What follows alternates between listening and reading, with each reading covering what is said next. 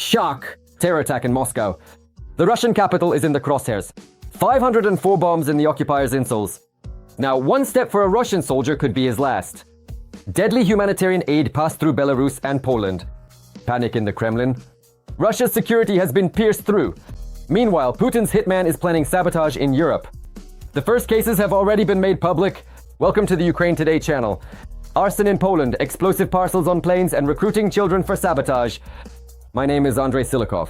We'll discuss how a panicked Moscow is checking all footwear and why the Kremlin decided to start terrorizing European capitals. And who's next on the GRU's list? Watch until the end. Moscow is on the edge. Panic in the Kremlin, the FSB is in shock.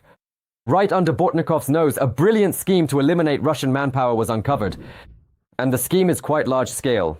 504 explosive devices hidden in ordinary insoles arrived at the capital's office as if nothing happened. Moreover, control over Russia's borders has been completely lost. The explosive cargo calmly crossed all checkpoints, having previously passed through two other countries, Poland and Belarus. And where is the Kremlin's much-touted security? 504 improvised explosive devices disguised as heated shoe insoles were seized in Moscow. They were intended to be sent to military units in the war zone under the guise of humanitarian aid. This was reported by the Public Relations Center of the Russian FSB. The details of the operation are impressive and terrifying to the Z-Patriots. Each insole contains 1.5 grams of TNT and a detonator that's triggered by a standard power bank. The idea is brilliant. The moment the heating is plugged in, it explodes. Now, a real crackdown is happening in Moscow. Hysterical security forces are tearing open icons and electric stoves, realizing any box could explode. According to the agency, the explosives were delivered to Moscow via Belarus from Poland. A foreign national born in 1994, who picked up the package from a transport company, has been detained. And although the operation wasn't a total success, it certainly dealt a massive blow to the image of the Russian security services. 500 bombs disguised as household items were unloaded right under their noses. Control is completely lost, and now any cargo in Moscow is potentially a trap. Due to the threat of terror attacks, units of the FSB, MVD, and Rosgvardia have been put on high alert. A search for other involved individuals is underway. But that's not all. Russian media report an attempt to buy heavy drones on a large scale in the Moscow region using hacked accounts on Avito and Yandex.Go.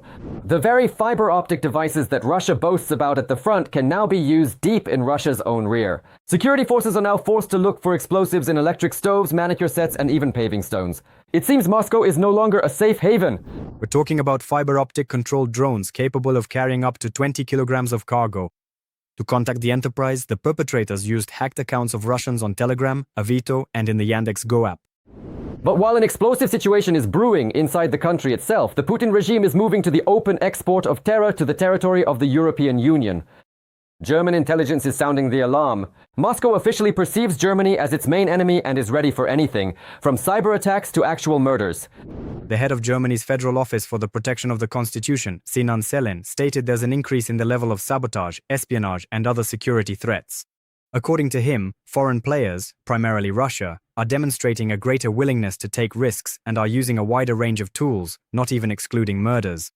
The main targets of foreign operations are logistics, the defense industry, and the technology sector.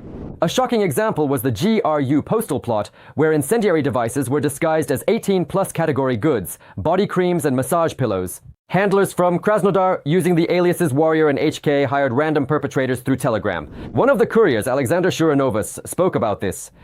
What's the point?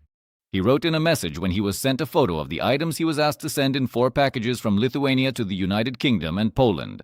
Well, that's what they need. They're ready for a long-term deal, came the reply in the Telegram messenger. The pay was decent, 150 euros, 130 pounds sterling, $173 for a couple of hours of work. So Shurenovas agreed. Well, if it's needed, it's needed. I'm not against it, he wrote in response. One such package already caught fire at Leipzig Airport, another in Birmingham. Only this coincidence saved hundreds of passengers from death in the sky. The recruitment of perpetrators resembles a cheap crime thriller. People in difficult financial situations, the homeless, and even children are being used.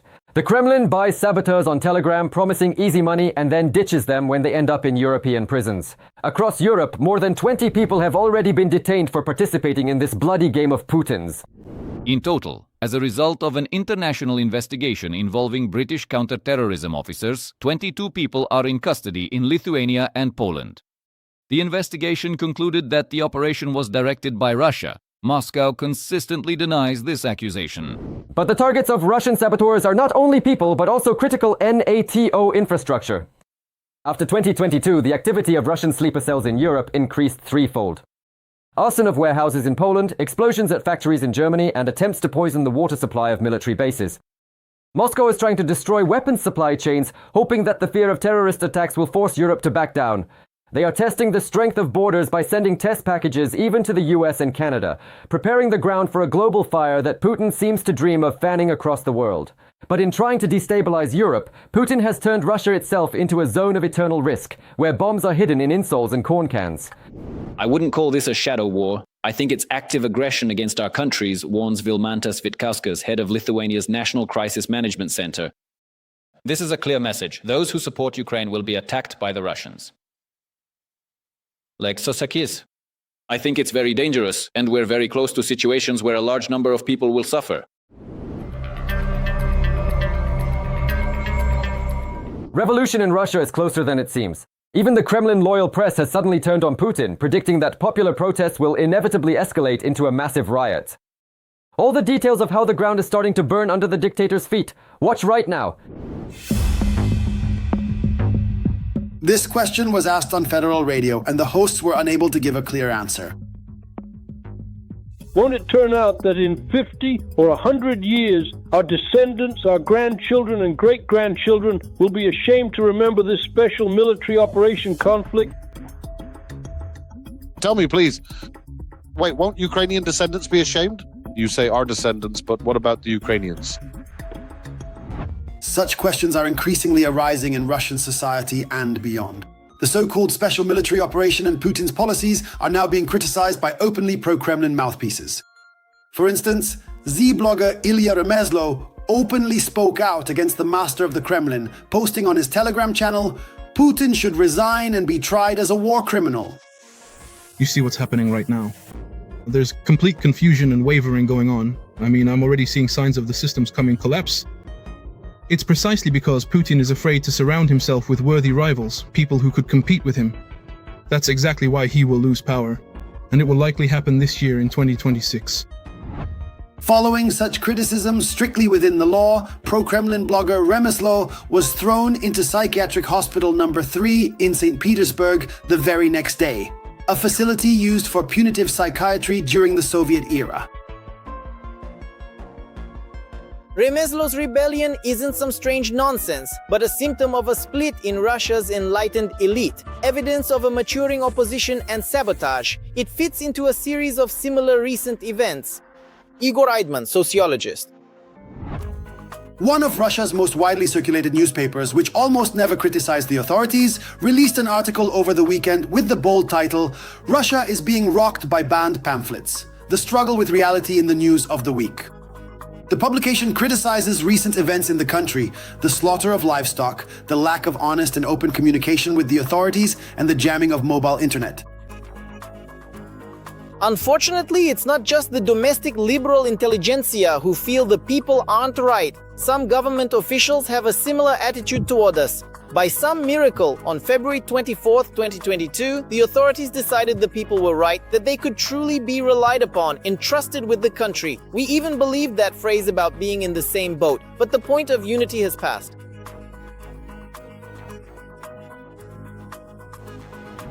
The author of the article believes the system is so unbalanced that one part no longer understands what the other is doing. Something is happening in the Z community. In recent weeks, various war correspondents and Z bloggers have been posting more and more uncharacteristic content. They're calling for an end to the war, criticizing the authorities, and saying that everything is heading toward a revolution or a coup. Of course, it doesn't look as vivid and rapid as Ilya Remeslo's case, which significantly stirred up the information space. However, the behavior of a whole group of people loyal to the authorities is a more characteristic story that draws attention. The Kremlin does not explain the reasons for its actions. The main example is the cattle slaughter in the Novosibirsk region. The situation reached the very top in the form of a report stating that the fight against the spread of a dangerous infection is proceeding according to regulations. Only the situation on the ground is very different from that report and looks much more like someone is covering up their mistakes. Also the example with the internet blocking. Moscow's economy alone loses 1 billion rubles every day. That is 3% of all revenue. Gypsy cabs have appeared on the streets and establishments have started installing corded telephones. Online business is simply dying. No one explains anything to anyone. They are just tightening the screws. The number of obscure bans per capita is already simply off the charts. Dissatisfaction with what is happening goes far beyond small and modest Z channels. Talk of a deadlock in the war, of an authority that doesn't care about anyone, and of the need to stop the bloody meat grinder before it's too late is becoming mainstream. All these bans look like a trend of rocking the boat in accordance with brochures banned in Russia on conducting so-called color revolutions.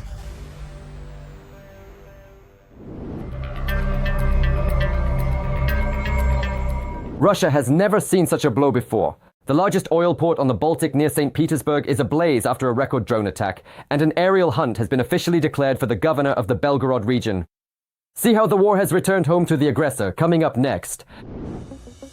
Russia has stopped sleeping peacefully. Right in the city, guys. Quiet, quiet. Quiet. Do you hear that fucking hum? Get away from the window, fast! St. Petersburg is under attack. Russian authorities reported that their air defense allegedly shot down about 60 UAVs in less than 24 hours. It's falling. Or what is it? Fuck, what is it? Residents of St. Petersburg heard explosions in Pavlovsk, Shushary, Pushkin, and the Moskovsky district of the city.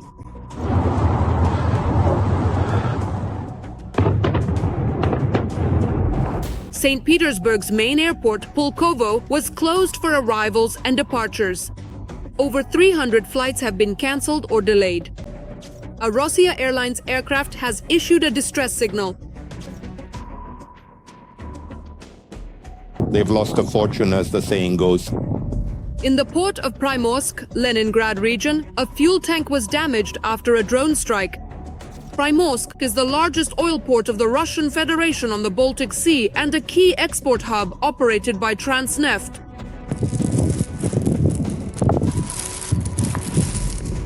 This is where the bulk of Ural's crude oil was shipped from, including via a shadow fleet to bypass sanctions. The strike on such a hub directly impacts export logistics and foreign currency revenues for the Russian Federation. Meanwhile, communications were cut in St. Petersburg and the region, but as we can see, it didn't help much.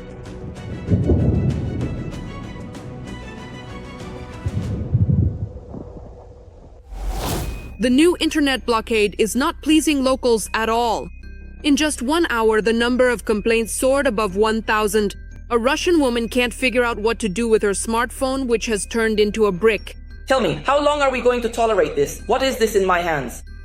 An iPhone with Instagram, Telegram, WhatsApp, Google, and just the internet in general? Or is it just a shim for a wobbly table? How long will mobile operators keep taking money for a non-existent service? For the last 3 weeks, I've had no internet at all. Never. And interestingly, my mobile operator is Megafon. I pay 900 rubles a month. When I signed up for the plan, I said I didn't need to call anyone, I just needed internet. I know 900 rubles isn't much in today's Russia, but I'd rather give it to bums for vodka. At least they'd say thanks. I went to a Megafon store to get an eSIM for my new phone. They told me, Marina Alexandrovna, we have a special discount just for you. If you buy a yearly plan for 7,500, you'll get more gigabytes or terabytes of data. What internet? The one that doesn't exist. Complaints are flooding in. The authorities are likely just shrugging it off, apparently dismissing the concerns, citing security measures. Look, it's sunny outside. Instead of going for a walk, I've been sitting here working non-stop for days. And then it turns out we have new restrictions, internet restrictions and everything else. I'm just sitting here wondering why? Why such sacrifices if everything's going to be shut down soon anyway? I honestly don't understand why everyone is silent. Everyone is hurting, everyone is suffering, but everyone is silent. Why is everyone silent? A surveillance camera captured a powerful explosion in Gatchina, Leningrad region.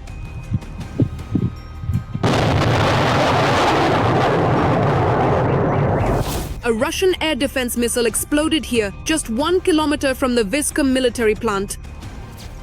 This is a classified defense enterprise that historically branched off from the Gatchina Avangard plant. The company specializes in the development and production of close combat weapons and explosive devices, creating special equipment for the Russian Federation's security forces. It is officially included in the Register of Organizations of the Russian Military-Industrial Complex. This is a legitimate target for the armed forces of Ukraine. Belgorod region, the village of Smorodino. A drone attacked the Belgorod governor Gladkov while he was there to inspect the aftermath of another attack. Get in, close the door, close the door, close the door. Get out, close the door. It's coming around behind us. It's over there somewhere. It's about to happen. It's a hit. The Russian side is presenting the incident as an attempted attack on the governor himself. The Russian National Guard claimed the drone was destroyed by a special unit right in midair. There it is, there it is, there it is, there it is. Occupied Donetsk was also attacked by Ukrainian drones.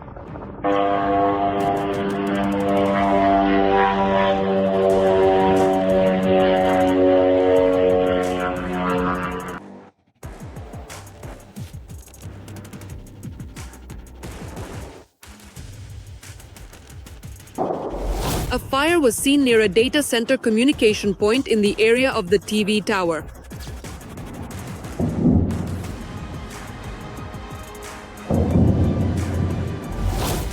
As strange as it sounds, Telegram started working in the city again after that.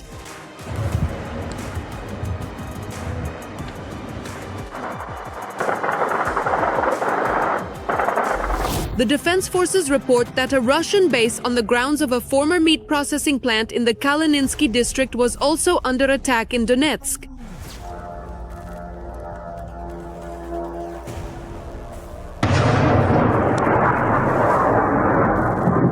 Fires were recorded shortly after the strike occurred.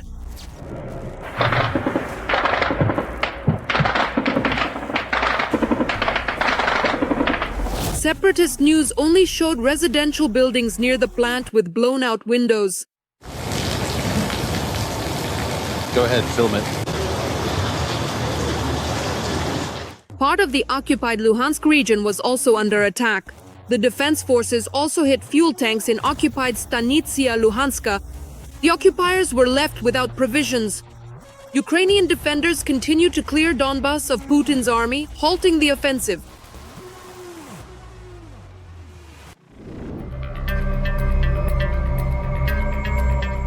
The spring collapse of Putin's army.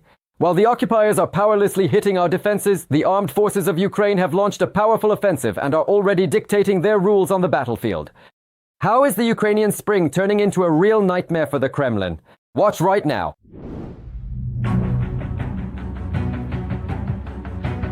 There are no more reserves, so Russia is going to send all those mobilized from Crimea to the front. This is reported by analysts from the Institute for the Study of War. The date of the big deployment seems to have been intentionally chosen for April Fool's Day, April 1st. At the same time, some units from the peninsula have already been sent to the mainland, according to the Ukrainian command, primarily to fill the gaps caused by Russia's record losses since last week. They have indeed brought in their reserves, including from temporarily occupied Crimea and other directions to the Zaporizhzhia and Pokrovsk directions. This includes the Marine Corps and airborne units in order to carry out these tasks. Accordingly, reinforcements are coming from the territory of the Russian Federation.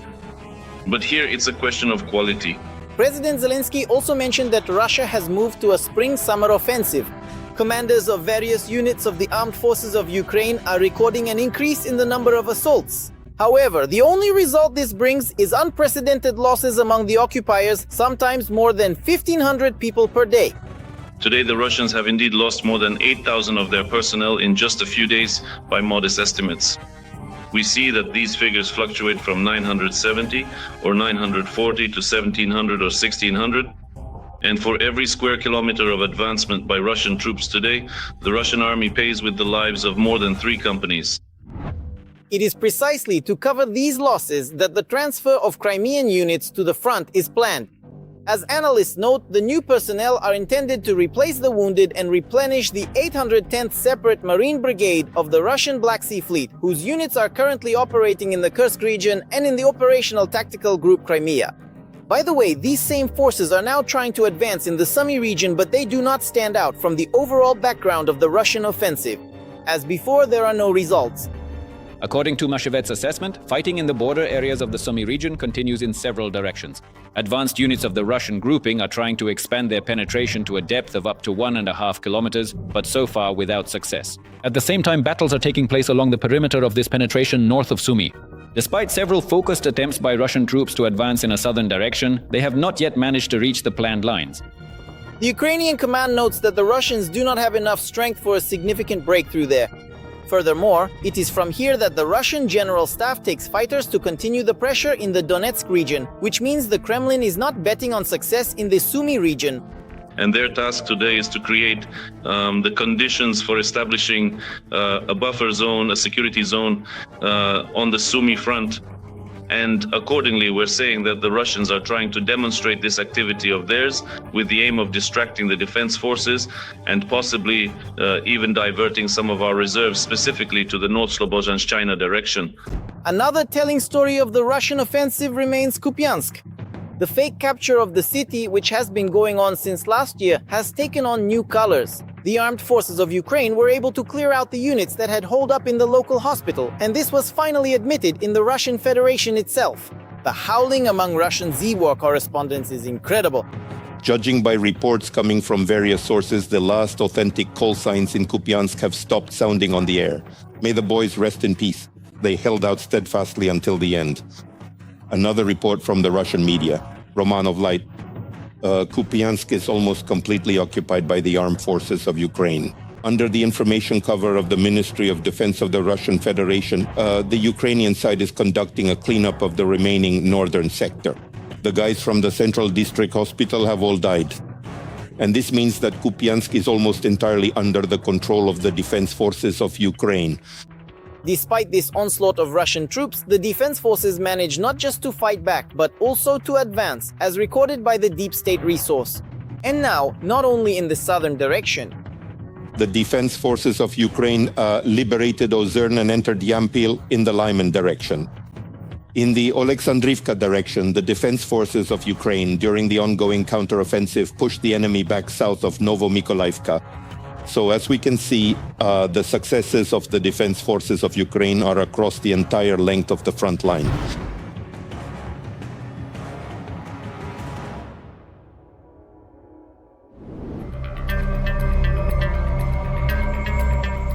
And what do you think about these events?